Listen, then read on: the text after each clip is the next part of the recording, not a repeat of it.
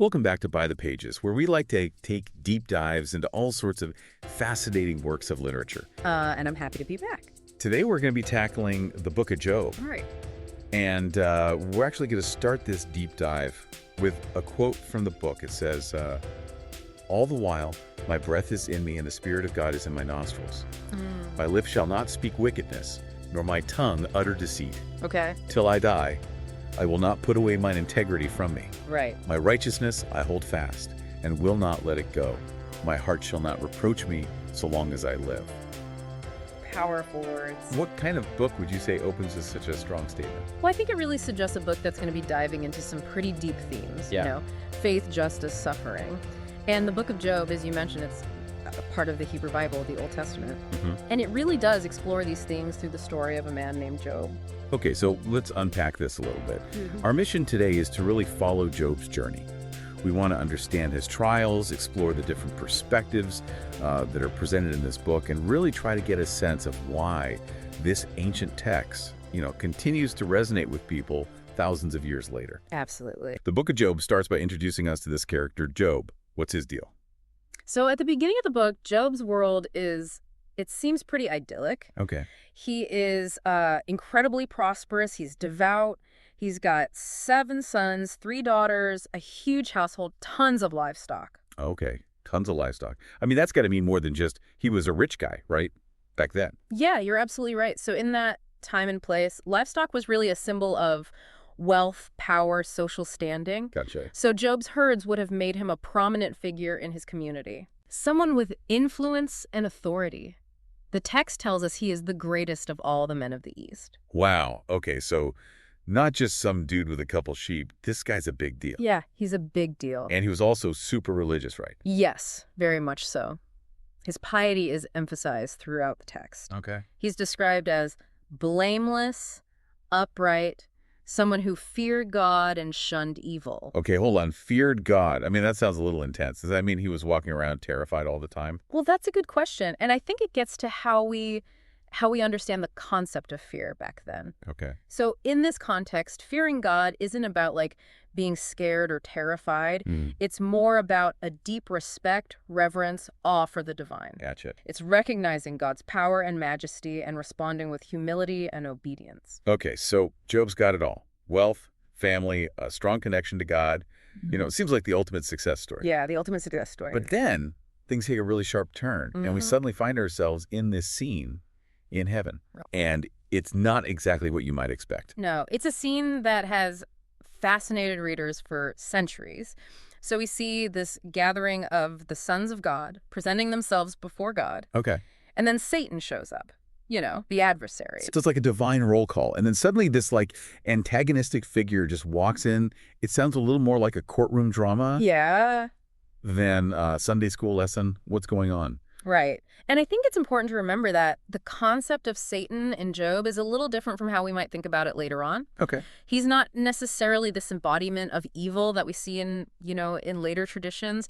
Think of him more as a tester, a provocateur, almost like a prosecuting attorney in a cosmic court. Okay, so he's not like, the guy with the horns and a pitchfork. Not quite. Yeah. More of a figure who's there to challenge and question. Exactly, yeah. So in this scene, God points to Job as this prime example of faith, the shining example. And Satan's like, oh yeah, but is it really genuine faith?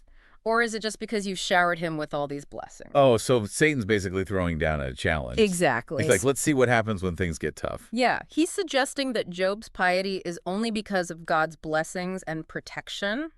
Take those away, Satan argues. Okay. And Job's going to curse God. Whoa, okay. And God agrees to this. He does, but with the condition that Satan cannot take Job's life. Yeah. So he can test him, inflict suffering, but not kill him. Wow. And this is where this test of Job's faith begins. All right, so how bad does it get? Give us play-by-play. It's like a rapid-fire succession of tragedies. Okay. First, Sabean raiders come and steal Job's oxen and donkeys. Okay. Then fire from heaven basically consumes his sheep and his servants. Oh, wow.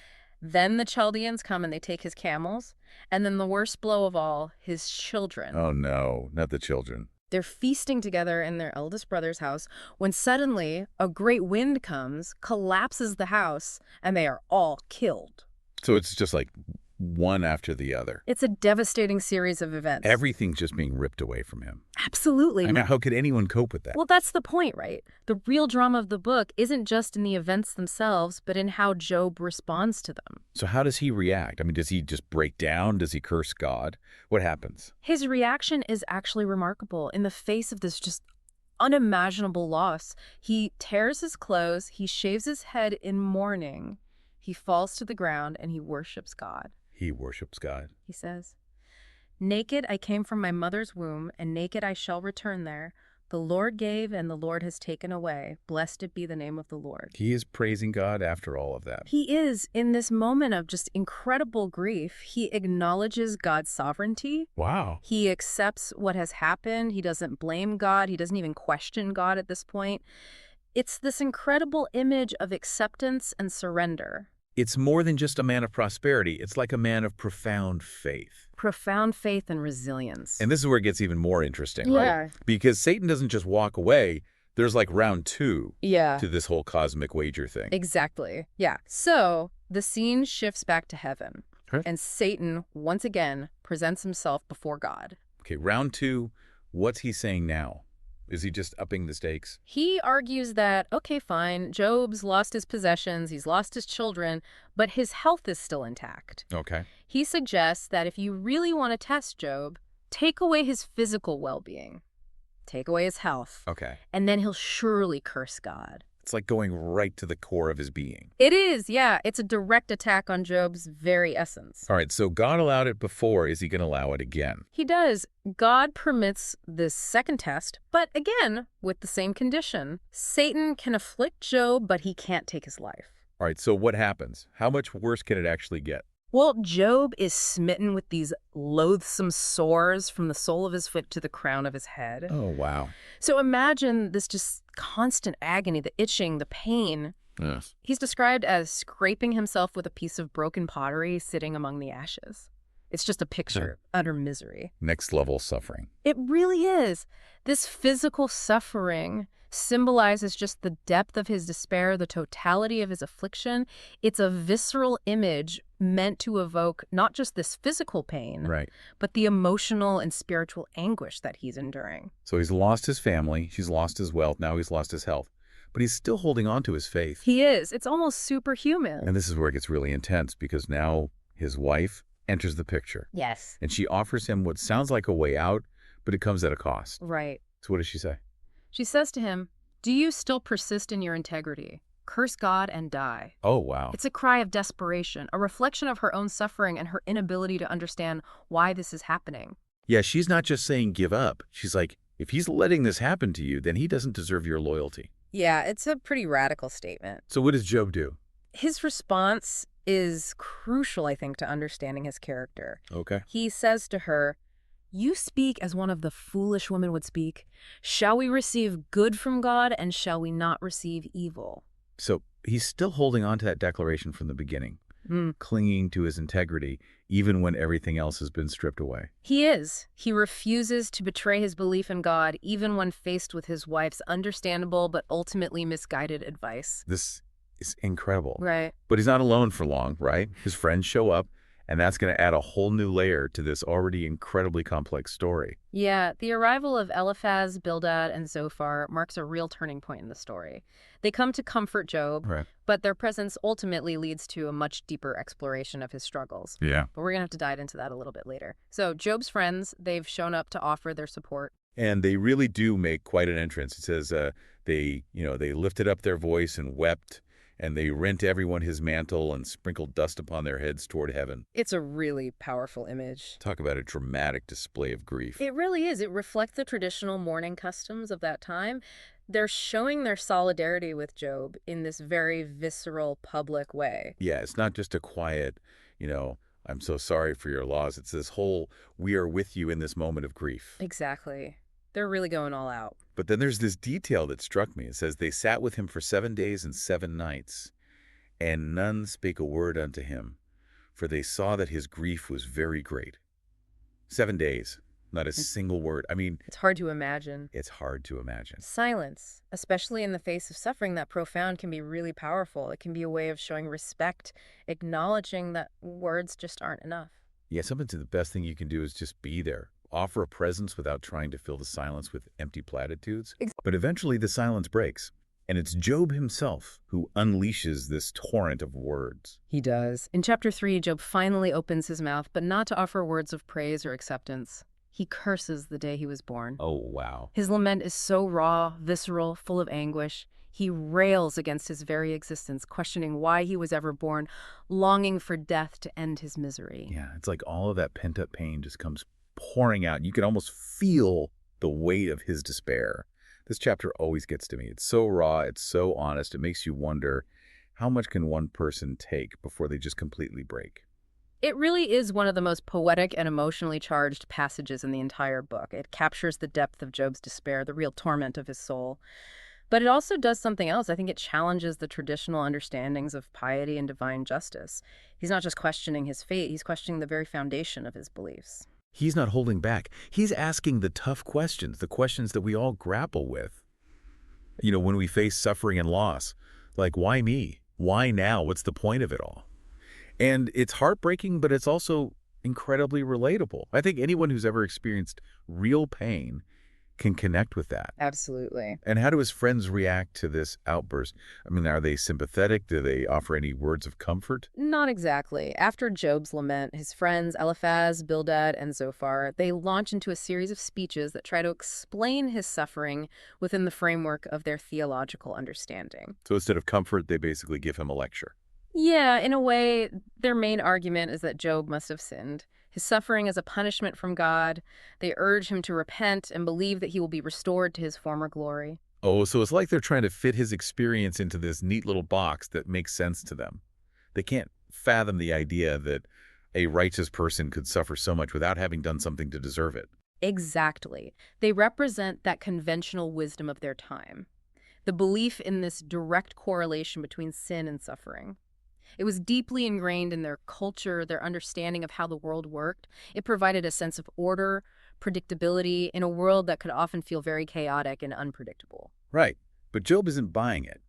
He pushes back against their explanations, arguing vehemently for his innocence. Yes, and this back and forth between Job and his friends, it goes on for several chapters. It's a battle of ideologies, a struggle to reconcile personal experience with their established beliefs. It's like they're speaking different languages. Yeah. Job is speaking the language of pain, of doubt, of existential questioning, and his friends are speaking the language of dogma, traditional wisdom, trying to make sense of the world through this predetermined lens. They just can't quite meet in the middle. And through all of this, Job repeatedly expresses this desire to plead his case before God directly.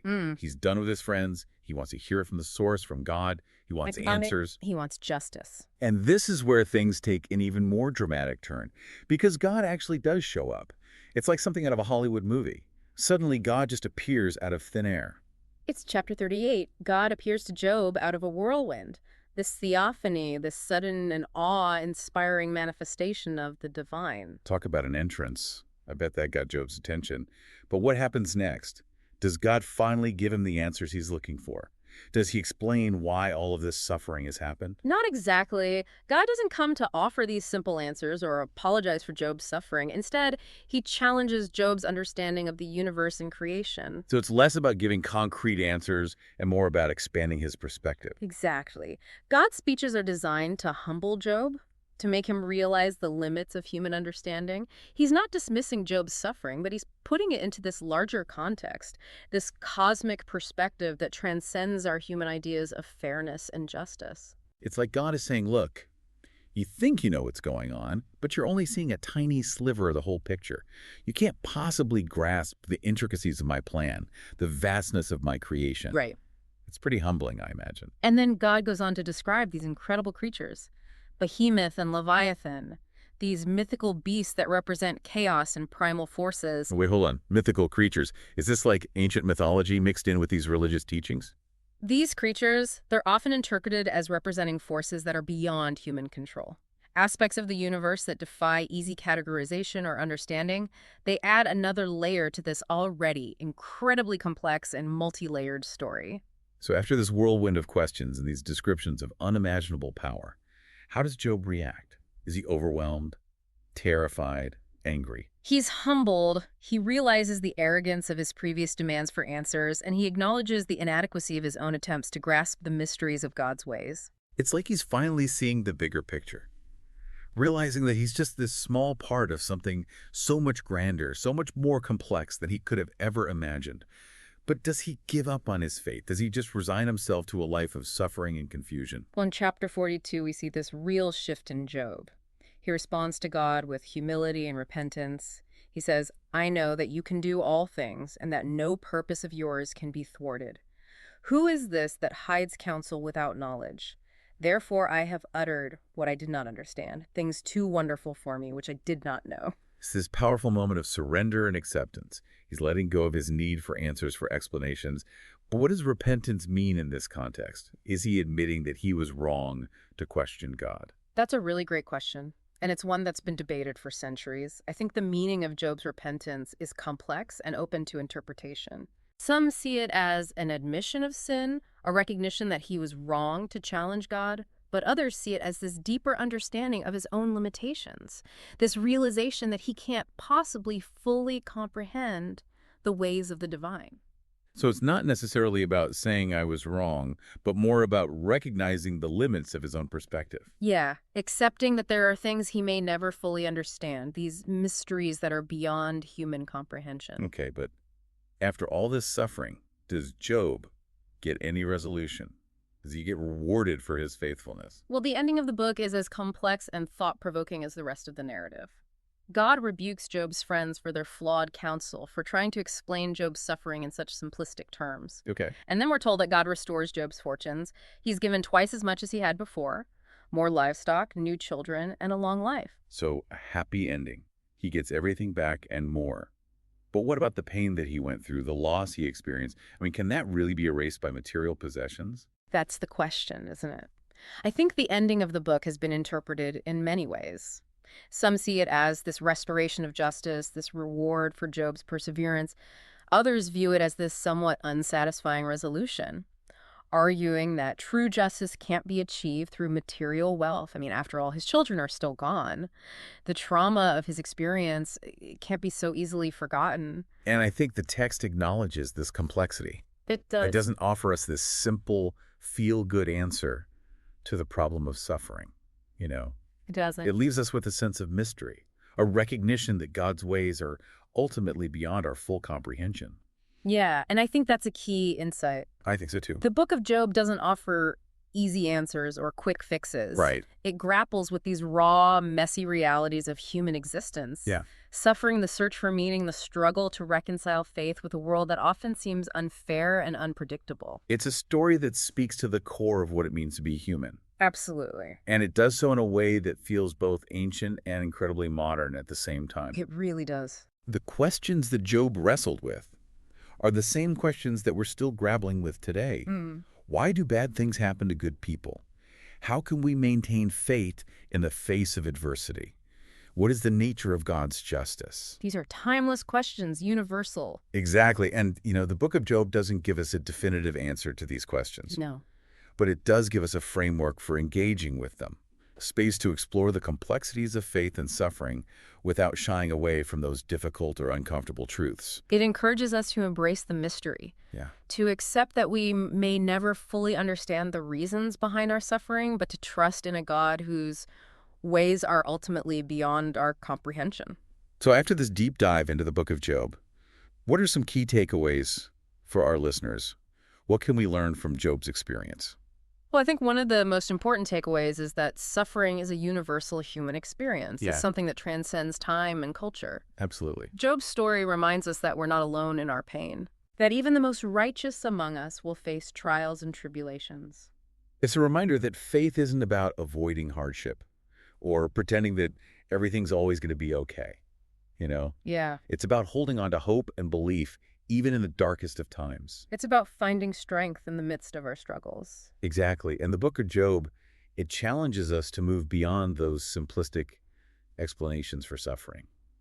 It does. It invites us to wrestle with the big questions, to engage in honest dialogue with God, and to trust in his ultimate goodness, even when we can't see the path ahead. I think that's such an important point. It's a book that's both comforting and unsettling, hopeful and challenging. It is. It doesn't offer easy answers, but it provides a space for us to really grapple with those complexities of life and faith. And maybe that's the most enduring legacy of the Book of Job. Yeah. It's a reminder that the journey of faith is rarely easy or straightforward. Right. But it's in those moments of struggle and questioning that we often discover the deepest truths about ourselves and our relationship with the divine. Well said. I think that's a really powerful note to end on. I agree. This deep dive into the Book of Job has been quite a journey. It has. We hope it's been enlightening for all of you listening out there. We hope so. And if this exploration has sparked your curiosity, we really encourage you to seek out the full text and delve into this timeless story yourself. Yeah. You might be surprised by what you discover. Absolutely. Thanks for joining us on By the Pages. It's been great. We'll see you next time for another adventure through the pages of a remarkable book.